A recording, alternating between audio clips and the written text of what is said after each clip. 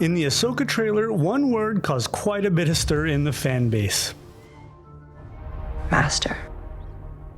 Followed by Sabine fighting Shinhati with Ezra's lightsaber. And probably like you, I had some questions. So I rewatched Rebels episodes where Sabine finds the Darksaber and begins her training with Kanan and Ezra. See, I really needed to see if there was any hint of her being Force sensitive. And for those of you who just want a short, direct answer, it's no, she's not. But I want you to stick around because I think what I found in her training is extremely important to some of these scenes in the Ahsoka trailer and what her calling Ahsoka Master actually means. First, in the episode Trials of the Darksaber, Kanan, Ezra, Sabine, Fen Rao, and Hera are all discussing Sabine using the Darksaber to unite the Mandalorians. And what Kanan and Ezra both say gives us our first indication that she is not in any way Force sensitive. Saber came into your possession. Yeah, but Kanan, that doesn't mean she can fight with it. No offense. What I mean is, look, it's taken me a while to learn, and I use the Force. She might not be able to fight like a Jedi,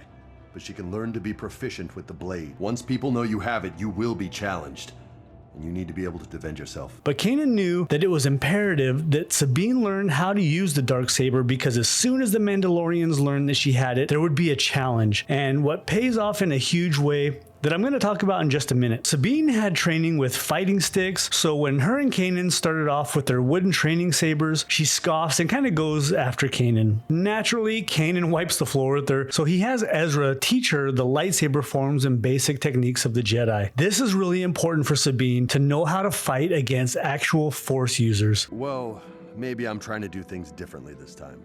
Or maybe because she doesn't have the Force, you don't believe she can do this? No. The Force resides in all living things, but you have to be open to it. Sabine is blocked. Her mind is conflicted. She's so expressive and yet so tightly wound. She's so... Mandalorian. Ugh, very. There's also one important element that she brings into her lightsaber training, and that's that the Mandalorians developed weapons and fighting techniques specifically to go up against these Force-wielding maniacs and their lightsabers. Their Beskar armor, their vambraces, their shields, firearms, jetpacks, and small missiles all help them throughout history to even the odds with the Jedi. So Fen Rao gives her a set of these vambraces, and Kanan tells her that when they're fighting someone with the Force, she needs her entire arsenal of weapons to stand a chance. When she finally is able to put it all together when she's sparring with Ezra, she does a pretty good job. She shows that she's an extremely competent fighter. So when she travels to Crow Nest with the Darksaber to see her family, Gar Saxon shows up and takes the Darksaber. No! Sabine! This is for the best. Ezra throws Sabine his lightsaber, she saves her mom from an attack by Gar Saxon, and they have a pretty epic fight. You can see the forms Ezra taught her as she's fighting Gar Saxon, as well as all the Mandalorian tools, and she comes out victorious. Now here, Kanan and Ezra's training pays off in a huge way.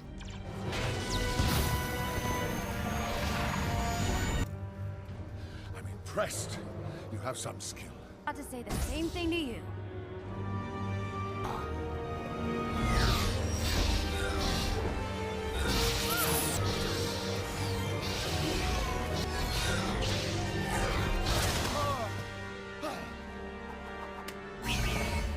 So let's talk about the scene in the Ahsoka trailer, as well as the scene with her fighting Shinhati. What it appears to be is that Ahsoka found Sabine sometime after the end of Rebels, and then continues her lightsaber training. Now, based on what we know throughout Rebels, there's been absolutely no hint at her having any type of Jedi ability. There seems to have been maybe a falling out at some point with Ahsoka, so I'm interested to see what happens there. Alright, let's talk about the scene with Shinhati. First, the intensity that Ivana Sakno brings to this character is absolutely fascinating. We only get a few short glimpses in the teaser and the trailer, but she seems like an absolute weapon. Now, Sabine is using Ezra's lightsaber in the trailer, and now you know that this isn't the first time she's actually used it. She used it to fight Gar Saxon and defeat him on Crow Nest. Now, she's had her lightsaber training from Kanan and Ezra, her Mandalorian weapons designed to fight the Jedi, and probably some more advanced training with Ahsoka, so I can't wait to see these two battle. Now, to add a little more drama to this fight, I think just based on a few quick glimpses, it kind of looks like Shin has Kanan's lightsaber. Now, I don't know if this has actually been confirmed or not, but Thrawn did have Kanan's lightsaber at the end of Rebels. It was brought to him after Kanan died saving Hera, Ezra, and Sabine on Lothal. Sabine has a pretty incredible character arc. She joined the Empire during the early days, developed this horrible weapon that targeted Mandalorian armor. The Mandalorians hated her for it. Then she went on to finally redeem herself with her actions during the Rebel series. The weapon that she helped create, it helped kill Mandalorians. The Empire used it against them and it was absolutely devastating. Now, if you want to know what that weapon is, click here and I'll see you in the next video. Thank you guys so much for watching and may the Force be with you.